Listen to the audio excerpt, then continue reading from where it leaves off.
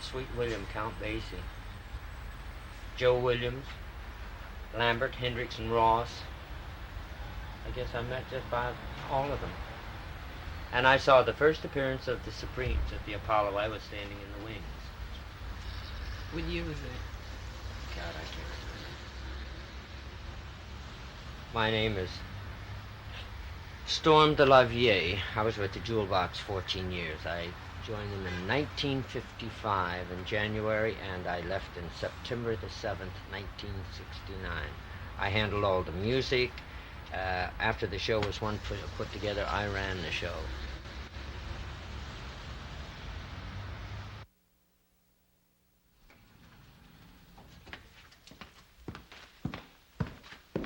I'd been in the business for such a long time. I'd been in it since 1939. I'd always been a singer, a big band singer.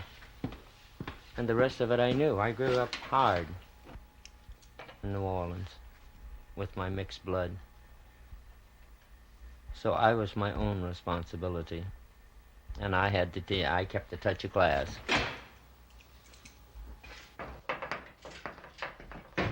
And it was very easy. All I had to do was just be me and let people use their imaginations. It never changed me. I was still a woman.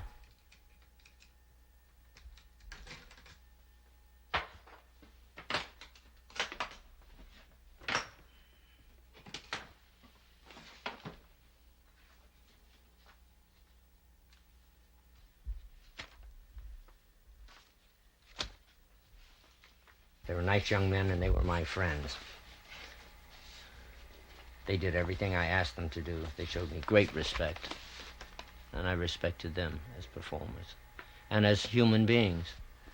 I don't see much of them. Once in a while, when I see them and I see they're doing well, I'm so pleased, and they're pleased to see me.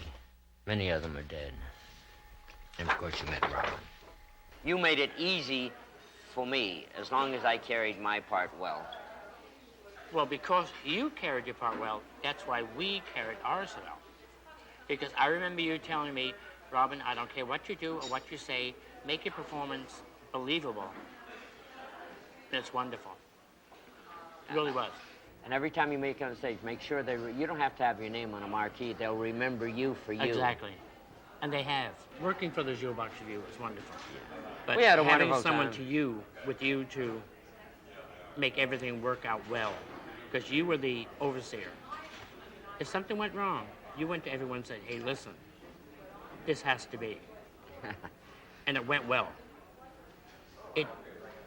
If you hadn't have done that, we couldn't have done 4 shows a day. Man. Or worked those wonderful nightclubs. Or worked the Apollo, the Howard, the Regal, the Tivoli, the Uptown. They would spend at least $100,000 on feathers alone for one show. I know that. And the fittings we had, no, you wouldn't have to go through the fittings that we did. No, I didn't. You got through the pants and the jackets and the shirts. We had to go through the waistline, the hip line, I went to my own tailors to have mine made. I remember that one cockeyed headdress that you had. I'm not talking about the one that caught on fire on the street. No, that's when I did I Feel So Raunchy from 110 in the Shade. Yes. That was a big headdress. Yeah, you said 110 in the shade, and the hat went up in flames. They spent a lot of time. Remember, Doc used to do a lot of the sequin work on that sequin machine? Oh, because he's the yes. one that taught me how to... Yeah. And Danny used to put the feathers in the hats. I mean, he used to make those humongous headdresses. But then they got a hold of Frank Page. Yes. He was did all the costumes, everything. Absolutely. And he was wonderful. It was absolutely... Everything was... They spent a lot of time and a lot of money and a lot of effort, and they were never given the credit for it because it was the front runner of Lacage. Oh, yeah. All of these. Because when I saw the wardrobe coming out from Lacage, and then I saw the pictures that we have in the book, I just sort of smiled. Actually, ours was, as you said, the front runner for... Absolutely. And then we're talking 60s. We're not talking The 80s. 60s. 60s. And you have to remember, I got there before you did. Yeah. I was there in the mid-50s. Yeah. We are family. Absolutely.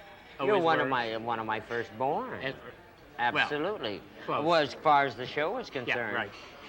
There was Lynn, then Billy Day, and then you. Yep. And Dodie was up there bringing up the rear. Well, close behind. Oh, Lord, Robin.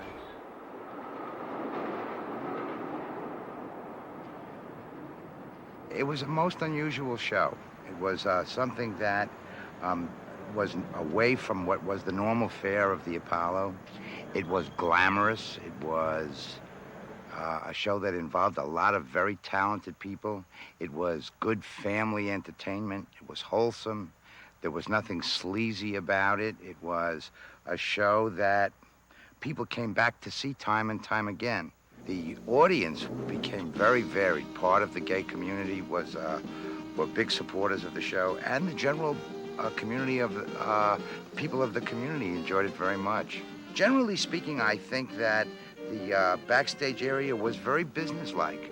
There wasn't a lot of frivolity back there. It was, these people were dedicated to doing their shows and doing them in a professional manner, and they rested.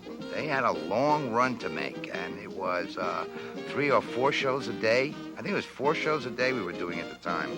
So that at 12:30, 3:30, 6:30, and 9:30 every day, they had to be ready to go. And the show was very demanding physically. The Jewel Box Review filled a very important need for us.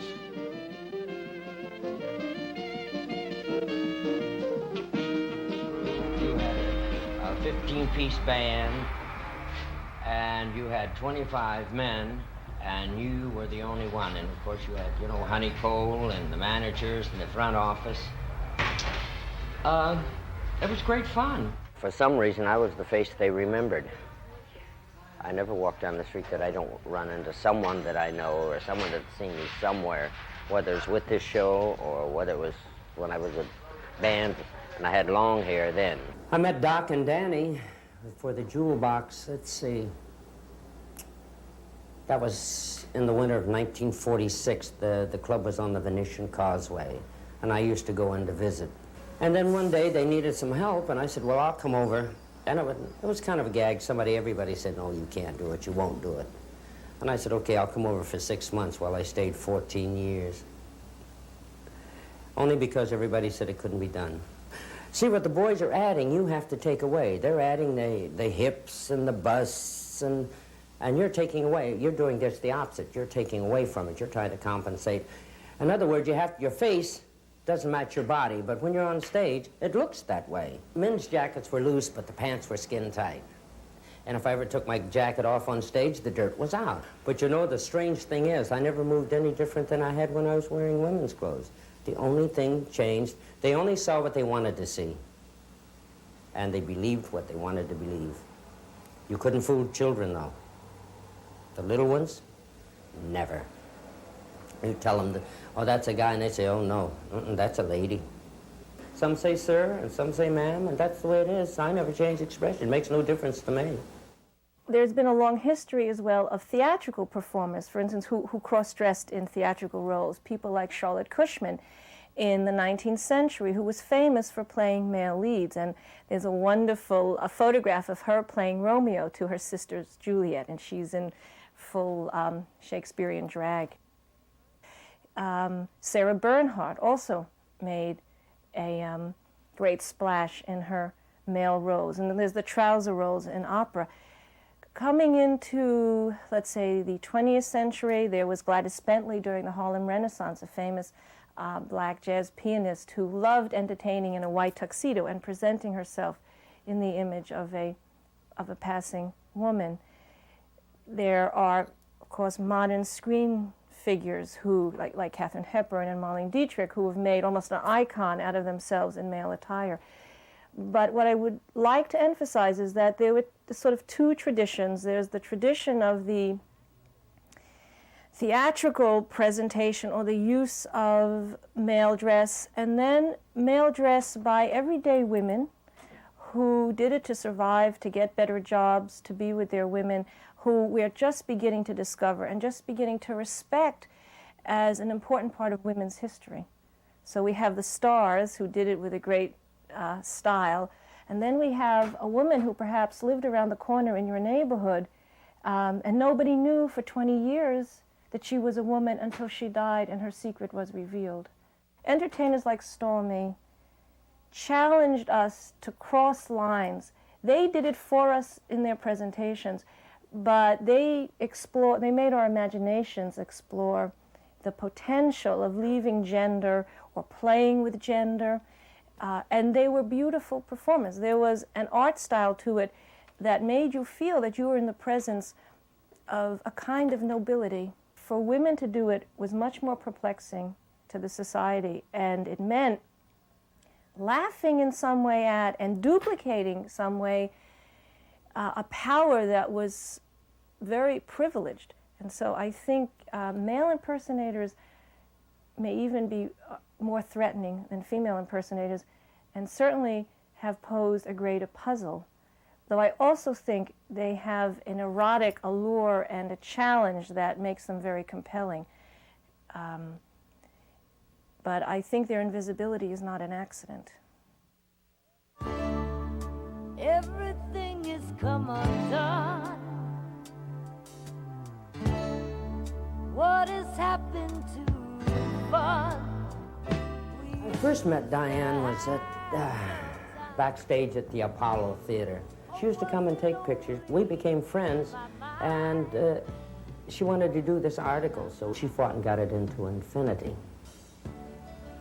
She was a marvelous lady. They gave her the reputation that she always liked to be around the unusual people, the freaks and this. That was not true. She was a lovely, lovely lady. Was it just a game? Well, as far as Len goes, we were the best of friends, and I loved Len. We had such a great time together.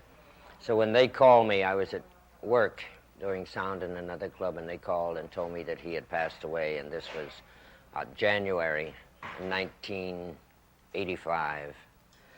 I didn't know what to do, and I never cry. And when people saw the tears start rolling, they held the show up for an hour until I could go backstage and compose myself. Because it was just such a loss, because he was such a fantastic performer. And he was the front runner long before Bailey and all the others and Lacage. And there was just something so dynamic about him, and the warmth and the laughter, and sometimes almost boyish when he'd come to work, and we used to laugh and tee-hee and giggle about all kinds of things. And I had talked to him about this project, and he said, oh yes, after the first of the year we'll get together and talk, because he was going home to visit his family. I had no idea he was that ill. And that's the last time I talked to him. And the last time I saw him was maybe 6 months before. I went to see him in a club. And I don't even like talking about it now. And I think we better cut the camera because I think I'm going to cry. Okay? I'll be 66 Christmas Eve. When I left him in '69, I stopped singing and I became a bodyguard. Direct opposite. So when I change, and it's permanent. And there's no looking back, there's only going ahead. Hi, love. Hi, baby. All right. Home safe.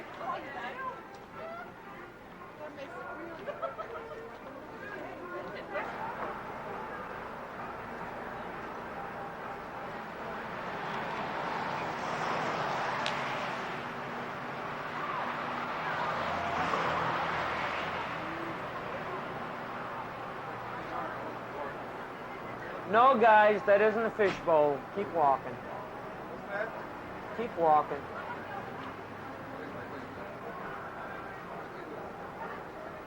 No. Honey, they're making a film. You want to get in it? Okay, okay, okay. Okay, all right, no problems, guys. No problems. That's all right. Okay, fine, just keep walking. You know, I've got enough problems tonight. Keep walking.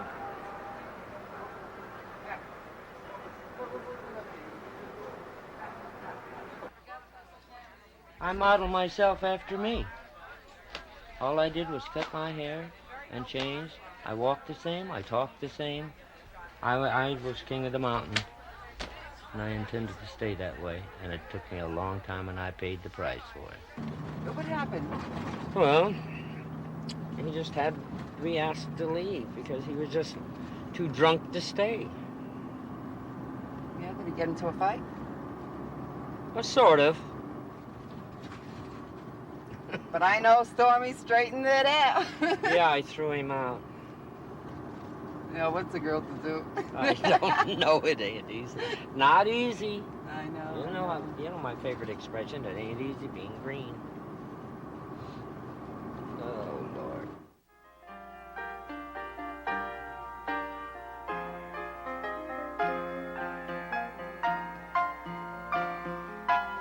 There will be many other nights like this,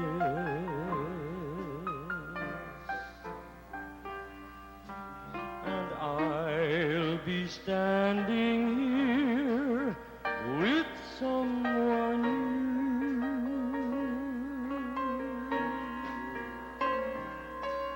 There will be other songs to sing, another fall, another spring, but there will never be another you.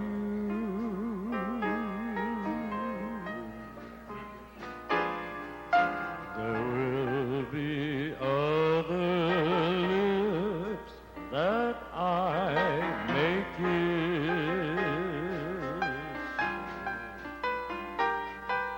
but they won't thrill me like yours used to do.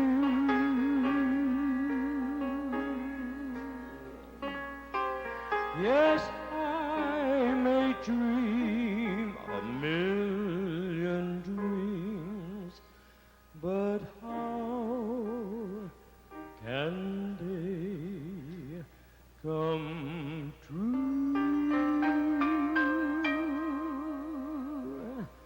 if there will never ever be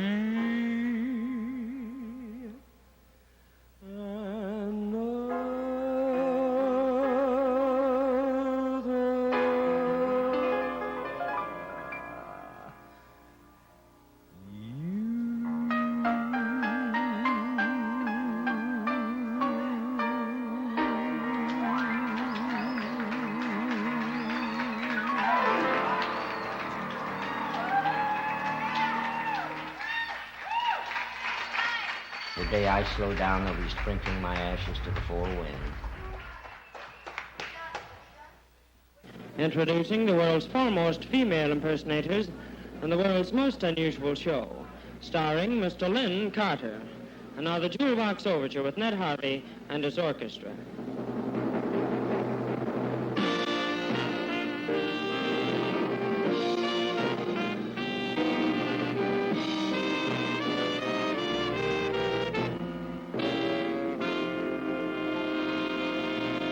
We all know for a fact it's the day to attract, so you can't do a show without girls. Femininity pays in a number of ways, so you can't do a show without girls. Men are in with the yin to see beauties parade throughout the ages on our stages. It's a trick of the trade. Hired businessmen cheer when the showgirls appear with the furs and feathers.